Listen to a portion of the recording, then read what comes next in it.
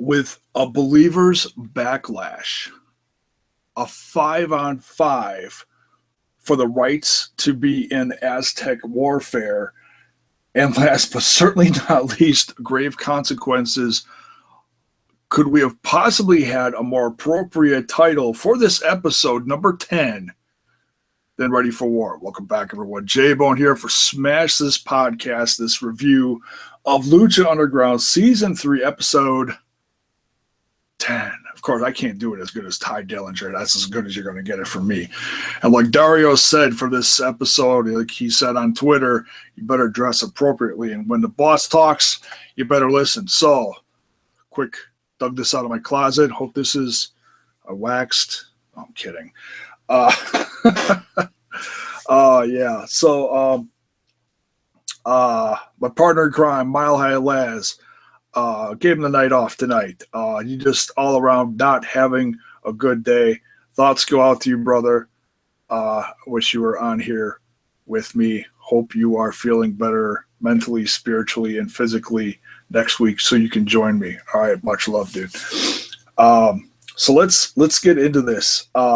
Man, seriously, another episode where you couldn't have possibly crammed more in here. 3 matches, all decent length matches. Not a lot of in-between stuff, not a lot of promo stuff. Just going to go over that real quick. All we really had was the start of the episode. Katrina, kind of threatening Mill. They're in Mill's dojo and saying, to sum it up, she says to him, if you don't win this time, I won't bring you back. So, yeah. And when she says that, you better listen too. Same with Dario, same with Katrina. You don't want to mess around with that. You better take heed, basically. Yeah. The other promos we got were short and sweet ones. The one right before the 5-on-5, we got newly joined to the Underground on the roster, so to speak, Mr. Dante Fox, aka AR Fox, from the California California area. He's been all over the place, but I think he's been primarily going around California as of recently. Killshot comes up to Dante Fox and he says, I noticed you got a spot here in the temple. And looks like they're going to be fighting United tonight. And, there's a severe level of sarcasm in there. Talk about just like old times, which at least you assume somewhere down the road after this little meeting in the locker, how much tension there is that they are soon going to be facing off one-on-one. Can't wait for that. We also get a really interesting little thing between Cobra Moon and Drago tonight. She talks about how Pindar, part of her tribe, got rid of Daga, who is also part of her tribe. So apparently Daga's no longer with Lucha Underground, possibly. Or, that's kind of what I got. I have to go back and watch it again and see exactly what the verbiage is. But nonetheless, a lot of tension between Drago and Cobra Moon. And basically looks like Cobra Moon is giving herself a point of authority in her tribe. And Drago's still making the point that he really wants nothing to do with that tribe. Interesting. the only other segment is Dario telling, the champ, his brother, Matanza, to get ready for next week, because next week is Aztec Warfare. I absolutely cannot wait for that. So Dario's holding the championship, and he's looking at it gazingly, It's like he's hypnotized. The glowing, I just started drooling. I got so excited about the promo. Matanza's in the cell, and he's, like a getting ready for a sumo match or something. He's just, focused, and Matanza's always a man of few words. He says war. So,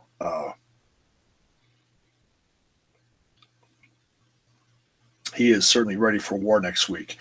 Can't wait to see that. So let's get into the matches. 3 very different matches, yet 3 very cool matches. Let's start out with the first one, the Believers Backlash. Mascarita Sagrada finally gets his revenge on that asshat Famous B. Of course, with beautiful Brenda by his side. And a few short details to this. This was a lot of fun. This was the equivalent to what you would see some comedic thing going on in the WWE, except this is slightly more chaotic. Of course, the Temple, the Believers getting involved in this one, because they could bring anything. And we saw everything and anything. Just to list a few things here. We got the bowling ball that was appropriately placed between the legs of Mr. Famous B. We got the arrogant eau de toilette fragrance that was also used on Famous B, almost used on Mascarita Sagrada. What else here? Oh, in the beginning of the match, Mascarita Sagrada put on the football gear donated so generously from the Boyle Heights High School football team, apparently. So, pretty funny there. A large bag of popcorn, which is probably the most treacherous weapon. You know how bad it is when you get that kernel stuck way back there? That sucks, That's I call that pretty treacherous. Let's see, the perfume. Oh, the step, the 20 foot tall. No, it's actually more like a 2 foot tall step ladder. Very vicious. Oh, wait, no, that was placed off the announce table, which made it even more treacherous. You hear the sarcasm there. And of course, this would not be complete without some shenanigans from Dr. Wagner and Son of Havoc himself coming down. And like I said, yeah, beautiful Brenda got a cream pie to the face. A lot of comedic moments, a lot of fun. Of course, Famous B overselling to the lengths of which HBK has never seen before, which it's fine. It's you're not supposed to take this match too seriously. This is the point that Mascarita Sagrada finally got his revenge, and also same with Son of Havoc. So, Believers Backlash, match number 1 of this Ready for War episode. Mascarita Sagrada gets a win, and he also gets a cut specially made from Son of Havoc. So, he is officially part of Son of Havoc's gang. I guess you could say biker gang. Wrestling biker gang. Does it have a name? I don't know. But nonetheless, yeah, great win there. A lot of fun, a lot of laughs. I actually did laugh out loud at this one. Too cool. Then, like I said, we got the promos, went over that. Match number 2 of this episode number 10. We got the 5-on-5. The winner gets to go, or winners. One of the teams of 5 gets to go to Aztec Warfare next week. So we get Here's a list of all the guys. They posted the picture up earlier, either today or no, yesterday. I think it was yesterday or the day before on social media of the two teams that were going to face off. Just interestingly enough, that it's the same time as Survivor Series, so it has that feel in the air, the excitement. Not saying anybody's copying anything. I'm just saying, it's got a good positive team versus team feel. This one a little more controversial because Dario is always putting teams together with guys and or girls that don't get along together. He's always stirring that pot, like I like to say. The 5-on-5, we got Marty the Moth, Sister Mariposa, Evilise, her main squeeze, the official debut in a match from Jeremiah Crane, a.k.a. Sammy Callahan, and the Mac. The Mac, of course, having odds with Marty the Moth before, as Evilise has had stuff with, oh no, that was Sexy Star. Has she had, I don't know if she's had stuff with, yeah. She has had stuff with Marty the Moth before. That's where this whole thing started. And then Jeremiah Crane a couple weeks ago interfered and saved her. Yeah, so yeah, that is an ongoing feud. God, there's so many little things that you got to remind yourself on going on in these shows. So many little feuds happening. The other team, team 2 of the 5-on-5, Dante Fox, another debut in a match. Who aka AR Fox with Killshot. Serious awkward feud there. Brothers also hating each other. Along with Tejano on that team against, or in his feud against Cage being on the same team, and the odd guy who we haven't seen in a while. We see this guy like every between 5 to 10 episodes. This guy pokes his head in.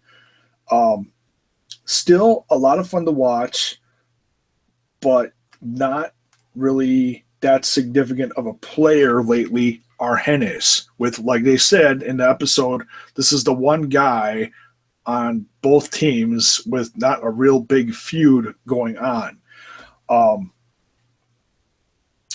This man, just an insane amount of action. Everybody getting their moves in here. The team of Marty the Moth, Mariposa, Evilise, Jeremiah Crane, and the Mac winning, with the exception that Evilise, towards the end of the match, looks like she's injured, hurting her ankle or shattering her ankle, something to the effect. She, left the ring crying, "Oh no, not again," something to that effect. Not good. She's had those injuries before to her legs, different times over the course of the last 2 seasons. And man, so it's going to be interesting to see what happens to her in the episodes going forward. Is she actually going to appear next week in Aztec Warfare? Because she was on the winning team. The match wraps up with Dante Fox turning on Killshot, giving him like a suplex. I don't remember. It was some kind of suplex. And then Marty the Moth just finishing him off to pin him. Dante Fox, it looked like he spit on him or something. Cold. So, was able to work with him for a while, but then obviously turning on him and reminding him of what's coming down the road for him. Not caring about helping his team win. So, yeah, Dante Fox certainly has an agenda out there against Killshot. So those two will be facing off very soon. And I'm sure we're also going to see Tejano versus Cage. What did they say that feud was at? 2-1? Tejano to no. Cage 2 to Tejano 1. 3 matches done in the best of 5. Sometimes for getting that confused with the 9 or 10 matches that Cesaro and Shame Us had. Yeah, that'll be coming soon as well. Might be part of next week, seeing as they didn't make the team. We'll have to see. Maybe we'll see match number 4, which Tejano's got to win if he wants to stay alive in this. Let's see. Then mentioned the Dario promo with his brother. Dario drunk with power, staring at that title belt, gazing upon it. Then last but certainly not least in this episode, we have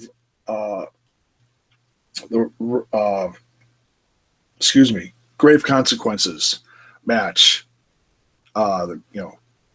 Coffin matches of sorts between Mil Muertes versus Prince Puma. Man, solid match, crazy action. These two, man, I love this so much. For me personally, I mean, when we're coming towards the end of the year now, and you start thinking about candidates for match of the year, and sometimes that's really hard to pick because you got to go through, different brands that you watch, whether it be WWE, New Japan, or if you're more into the independent scene, or watch more European-based stuff like ICW, or Germany stuff, or what have you, or more AAA, stuff out of Mexico, CMLL, whatever. But as far as this brand, the Grave Consequences, in my opinion, is always a great match and a lot of fun. So you could put it in that, if you categorize matches for match of the year, you could say, okay, best ladder match or best hardcore match or best table match. Well, this would cover either several options or just wipe them all out. Everybody has their own favorites. It's all a matter of opinion. You're not right or wrong. Be like, well, I like this. Oh, well, I like this from this brand. Oh, okay. Me personally, this would certainly be in the running. These two have great chemistry, can kick the snot out of each other. This went at least 15 minutes, give or take a little. Solid match. And this one started out in the bleachers, clearing the bleachers, not even making it down to the ring for the announcements. Just Puma just taking out Mill as soon as he's got out there. Just crazy. Oh man, yeah, and of course Katrina with the magic stone of death and doom, constantly holding that at her side. Chairs getting whacked at each other, table spots, whether they set the tables up in the ring or the two to the outside. Couple other spots here to mention. Prince Puma hitting a 630 on Mill while he was on a coffin in the ring. Good night. Seriously, that's just, it's got to be one of the best spots of the whole match. Puma's just insane. Puma fights his way out of a coffin at one point. Oh, what else here? Oh, Bill drags. Oh, here we go. Towards the end of the match, Bill drags out the same coffin they put Conan in season 1. Was it season 1? Was it season 2?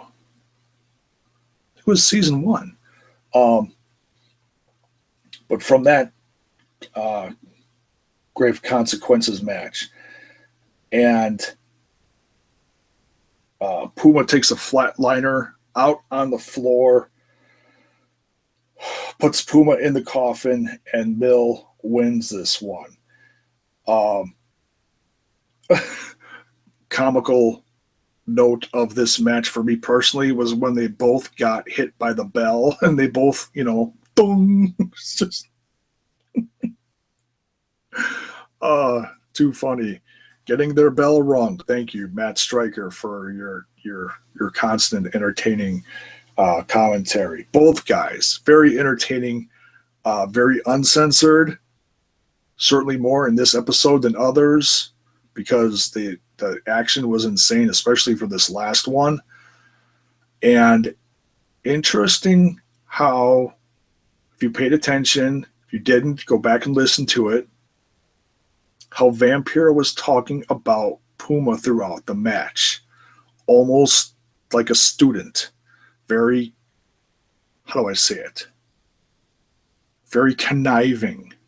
Like he knew what was going on with Puma, like it was his own little brainchild to make Puma this way, or to plant the seed in Puma's head to make him that more vicious for this match. Because he was, borderline heelish, just crazy, the crazy hardcore stylings of Prince Puma. But it just wasn't enough. Bill got the win after giving him that flatliner on the floor. Put him in the coffin, closed it up, and the Day of the Dead ish looking folks, very ethnic of Lucha Underground like they had before, took him away. With the exception of this time, there was no King Cuerno involved, just the Day of the Dead folks taking him away. So, rest in peace, Puma. No, but seriously, what is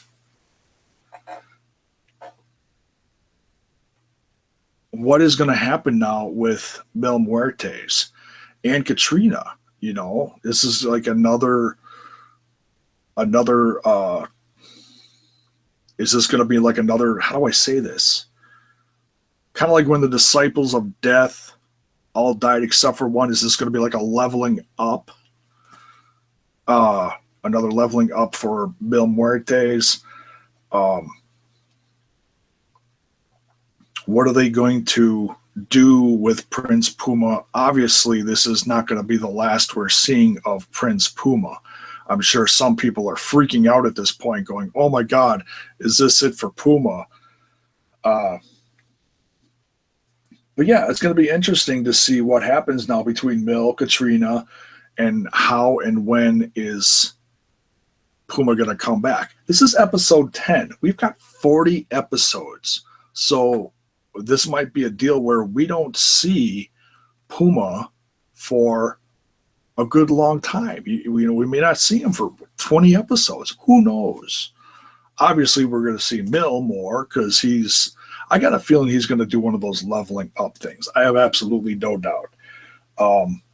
But incredible episode as usual. I usually have very few negative things to say. I try to be, I try to look for certain things sometimes. There was an episode a few weeks ago where the crowd was kind of dead, so it kind of took the air out of the episode a little bit. Beyond that, all this stuff leading up to next week is going to be huge, guys. It's going to be so much fun. It's going to be like Lucha Royal Rumble. It's going to be awesome. Matanza versus the world. He's getting ready for war. He is so ready. And man, is Matanza going to keep his championship next week? That's going to be huge. With 19 other people involved, Matanza, obviously the odds are against him. He's going to be the first one in there. But Dario's so cocky and he's so confident that he's like, just look at the way he looked at that championship today. It's almost like he's fighting. It's crazy. So that's about it for this one. I can't wait for next week. Can't wait to review this. Aztec Warfare Trace number 3. Just in case you're rusty on your Spanish. God knows I am. I'm horrible. I took 2 years of Spanish back in high school. I do remember what bathroom is. Baño. That's about it. And for those of you who are fans of the Wrestle Addict podcast, I'll also be going over this episode on that podcast next Thursday night. So if you want to hear some great opinions on this along with my buddy Chris Phoenix, by all means, tune in for that as well. So we got 3 great matches. Little interesting promos, nothing insanely awesome there, but still, character development. A couple debuts this week, Jeremiah Crane and Dante Fox. And fun stuff. That's it. That's it, folks. We'll see you next week. Depending on what happens between now and then, I might do something in the realm of a prediction because it's kind of a big show next week. I don't think it's going to be necessarily any longer than usual, but my guess is possibly the whole match or the whole episode is going to be the match. So we'll see. I think that's what they did last time, isn't it? When Matanza made his debut and he won. I think so.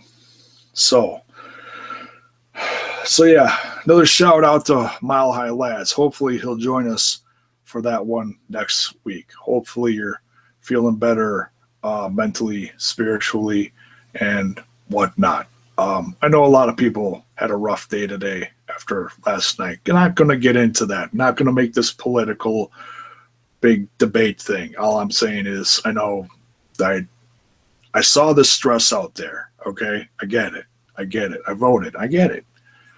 But, hopefully watching Lucha Underground tonight took you away from that a little. Lighten the mood in your home or your viewing habits, as it may be.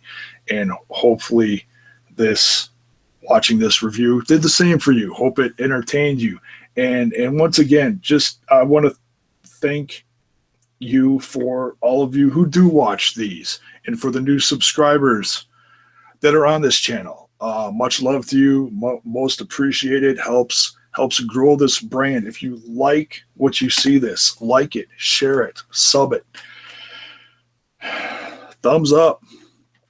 Of course, I always get a thumbs down from some asshat out there. Trolls are trolls. Somebody either hates me or hates Lucha. Whatever. Still love you.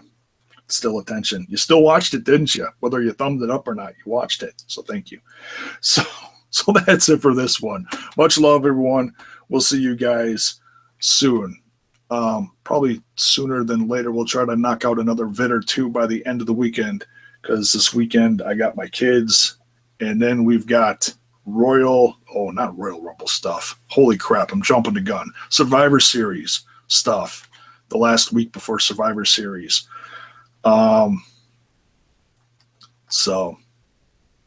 Wanted to sneak another video in there, maybe about Hogan, the comeback of Hogan.